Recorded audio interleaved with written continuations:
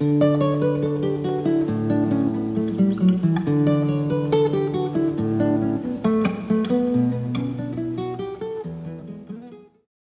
what's happening? How's it going? Tim Warner here, welcoming you to another lesson. And as a side note, could you let me know in the comments if that flickering video issue that I've had in my first several videos is gone? I think I sorted it out. It turned out, I believe, just to be a USB port issue. I moved my webcam to another USB port, and the flickering appears to be gone on my end, fingers crossed. Today's subject is my love-hate relationship with Apple. Yeah, controversial, huh? Now, here's the situation. I guess I could summarize my position as follows. Professionally, I'm a cross-platform guy, but I have a heavy emphasis on Microsoft Windows. My primary work computer is Windows, and that's what I do my teaching on, my recording on. 99% of my business stuff is on Windows, and that's what I teach on principally. Some Linux, too. But decidedly not much Apple or Mac stuff. Personally, I use my Windows machines, but I'm also a heavy Apple user and have been since the beginning. I actually have been using Apple computers since the first Macintosh back in the around 84, I guess, 84, 85. My high school was a lot bougier than I think it is. You know, it's just a regular old public school in Syracuse, New York, but they had the Apple Macintoshes right off the assembly line, right at the beginning. It's pretty impressive that the school had them back then. And in college, I had a Mac Performa, and I've been on Mac computers personally ever since. I've even worked with them professionally. When I was a director of technology at a local private high school here in Nashville, we were definitely a blended Windows Mac shop where all the faculty and students had Apple hardware and all of the administration and staff had Windows. So I have experience trying to marry those two operating systems. Wasn't fun. So all of this to say, on one hand, I love Apple technology as a consumer because it works well. I mean, it's pretty crazy. I've got the Apple AirPod Max headphones that I wear every day when I'm listening to music as I work, as I do my instructional design. I've got the AirPods when I'm on the go. My main phone is an iPhone.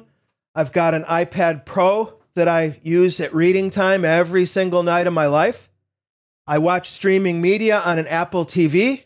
I have an iMac, although it's in the closet now. I don't have it on my desk, but yeah, so I've got a whole bunch, and that's just scratching the surface. I mean, going back in time, I had just about all of the iPhones, just about all of the iPod models in all the various ways. I even wrote a book on Apple device repair several years ago. Forgive the noise of I don't know if that's a weed whacker or a lawnmower outside my apartment window here. It happens. You know how that goes. And if you're a fellow computer-based technical trainer, you really know that happens, because there's nothing like having a lawnmower outside your window to stop your recording workflow, you know? But because these YouTube videos are meant to be live without a net, here we go. So far you hear me fanboy all over the place with Apple, and you hear me say that my work life is Windows. What's the problem then? Well, the problem for me is I resent, as an IT professional, Apple's resistance to adopting industry standards. They've got a history of choosing proprietary solutions. Now, on one hand, they've had that logo Think Different for a long time. And number two, they own their own supply chain, basically. In other words, they're an outlier in technology in as much as they make their hardware and then they build their own operating system for their own hardware, you see?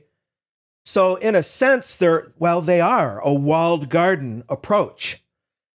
And they're still, even now, being dragged kicking and screaming into adopting industry standards. What are some examples? Well, the main one is the Lightning connector. The Apple devices like phones and iPads and stuff have historically had a proprietary connector, whereas the rest of the world uses the Universal Serial Bus, or USB. Finally, I think the European Union finally twisted Apple's arm enough to where they're finally adopting USB-C for their latest round of devices. But it's been a long time coming. And it's just annoying that you've had the 30-pin dock connector, the lightning connector, and it's taken so long for Apple to finally start to adapt to a cable format that anybody can use. You see, I think part of Apple's motivation in using a proprietary connector is to own the entire signal chain for their users, to make sure that their device is plugged into their computer to sync using their cable. They want to own it all. And yeah, it makes sense from a support standpoint. It makes sense from a business standpoint for them. But meanwhile, the rest of the world is interested in getting on the same page and adopting vendor-neutral industry standards so we all win, you know? It's just anti-consumerism, it seems to me.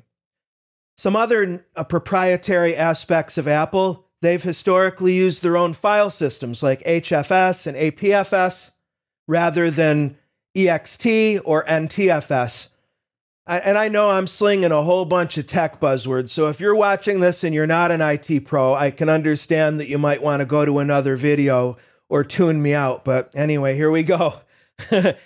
AirPlay would be another example. Their over-the-air file sharing protocol, that's proprietary.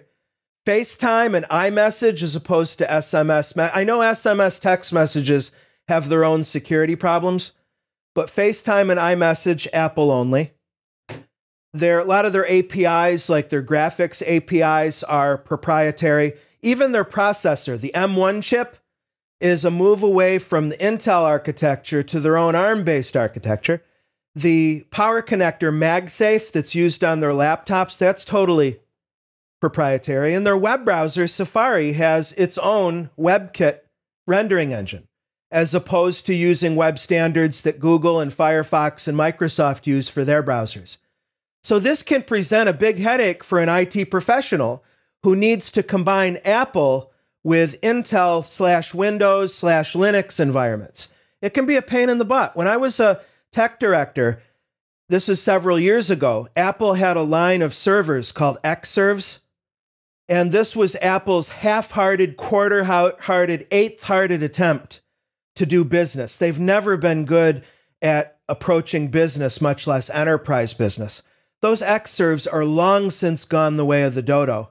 I'm not even sure if Mac OS has a server anymore, a server OS. They, for a long time, had Mac OS Server, where again, Apple weakly, half-heartedly tried to do the server and identity thing. It really was quite messy indeed. I feel sorry for systems administrators who need to combine Apple and Windows machines now. I'm grateful that that's not part of my scope of work for sure. So those are the headaches. Now, if you're willing to overlook that stuff, which I am in my personal life, the reason why I continue to use Apple products in my personal life is very simple. Because they work together so well.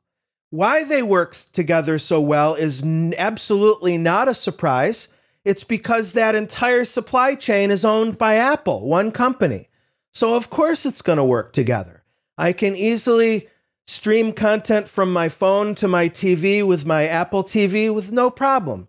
iPad to iPhone. I've got an Apple Watch too. All of these devices communicate lickety-split.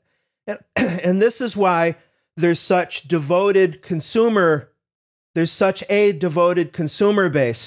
for the Apple products, because they work together so well. And let's face it, Apple's good at user interface design. Although I will say that from a day-to-day work standpoint, I can't stand working on Apple. It's just too slow. It's just, for me, I can move so much faster on Windows compared to Mac OS. I'm talking about their desktop operating system. I think it's hot garbage for business use. That's just my totally biased opinion, but I stand by it. I do. All right, let's see. Anything in closing that I might have missed? I'm very interested to know what you think. And you know, when I'm being snarky and I'll make a shot at Apple like this about how unwilling they appear to be to adopt industry standards, vendor neutral standards, I'll oftentimes snark on Amazon because they've got the same exact thing going on in their ecosystem and their devices, in my opinion. Amazon tends to ignore their competition. And this is one reason why I can say that I have so much pride and gratitude to be a Microsoft specialist, because Microsoft embraces Amazon and Google as potential partners, whereas Amazon ignores that Microsoft Azure or Google Cloud even exist. Very myopic, unfortunate view, in my opinion. Take it for what it's worth. Thanks a lot, as always. I love talking shop. I'll see you next time.